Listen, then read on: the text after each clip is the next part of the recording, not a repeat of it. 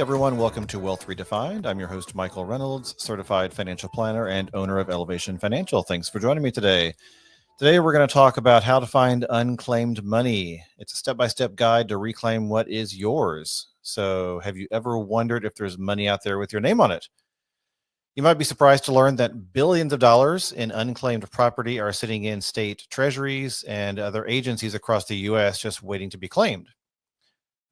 This might include things like forgotten bank accounts, uncashed checks, refunds, insurance payouts, or even proceeds from stock sales. Now, before you get too excited, be aware that most unclaimed funds are fairly small amounts. So this is not like a huge treasure trove we're talking about. But finding and reclaiming the money generally isn't too difficult, and it might be worth it to spend a little bit of time searching and see if you can find it. So what is unclaimed money? Unclaimed money or unclaimed property refers to financial assets that have been inactive or forgotten by their rightful owner. After a certain period of time, usually 1 to 5 years, somewhere in that range, companies are required to hand over those funds to state-run unclaimed property programs. Some of the most common types of unclaimed money include dormant bank accounts, uncashed checks, security deposits, insurance policy payouts, stocks and dividends, refunds or rebates, or safe deposit box contents. If a company has tried and failed to contact you, the funds go unclaimed and they eventually end up with the state. So why does this money go unclaimed? What happens? Life happens. That's just what happens. People move, change jobs, forget about small balances. Maybe you switched banks or never received a check in the mail. Even something as simple as a misspelled name or an outdated address can prevent you from receiving money that's owed to you. It's really common during things like big life transitions, graduating, getting married, buying a home, changing careers. Transition stuff like that can lead to overlooking some of this money. So, who should search for unclaimed money? Everyone. No matter how organized you are, it's worth taking a few minutes to check. You might be owed some money and not even know it. And if you've ever managed a loved one's estate, you might also find unclaimed funds tied to them. This is one of those financial to-dos that could potentially bring in unexpected income. Again, small amounts are typical. Don't get too excited, but it could be a little something. So how do you search for unclaimed money? So step one, start with your state's unclaimed property website. Every state has a treasury or unclaimed property division where you can search for unclaimed funds under your name.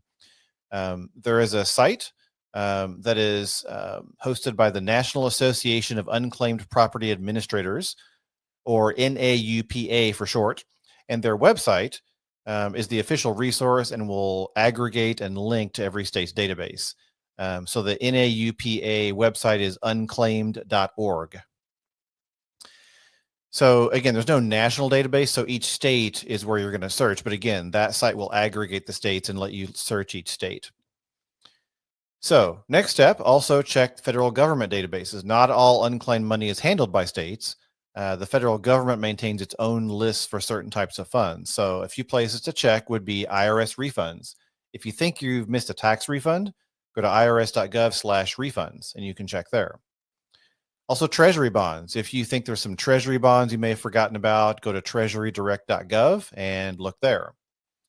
There's also pension funds. There's an organization called the Pension Benefit Guaranty Corporation, and they have a search tool at pbgc.gov/search/unclaimed-pensions. It's a mouthful, so just go to the blog post. It's linked from there. That'll be an easier way to find it. Or just search for Pension Benefit Guaranty Corporation, and you'll find it there.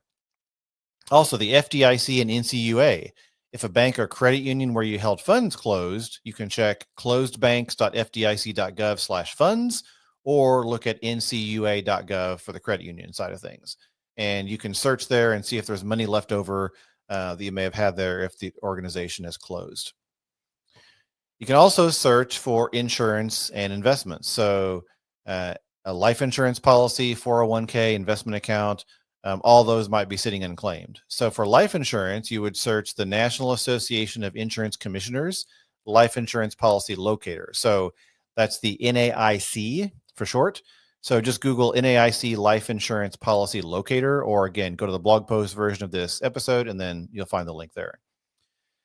And Again, going back to the NAUPA site, missingmoney.com is kind of where they link you to aggregate all the state sites, and they will search for things like retirement investment accounts as well. So once you've done all that searching for each site, you're going to have a process to claim your money. So most states are going to ask for things like proof of identity, like driver's license, social security number, proof of address at the time the funds were reported, like a utility bill or a tax return, and any other documentation that ties you to the unclaimed amount. And it's usually free. So beware of third-party services that charge fees. This is generally going to be a free process. So how long does it take to receive the money if you find something? It depends on the agency, but most claims are processed within a few weeks to a few months. And if your documentation is clear and complete, you can generally expect a pretty smooth process. Another question, can unclaimed property be taxed? It depends on the source of the funds. If unclaimed money comes from wages or investment income, it might be taxable. Insurance proceeds or refunds might not be. It all depends. So always report the income on your tax return if it is taxable. And if you're not sure, talk to a tax professional and get some advice on that. All right, what about deceased relatives? You can also search for unclaimed money on behalf of a deceased relative, especially if you're the executor of their estate.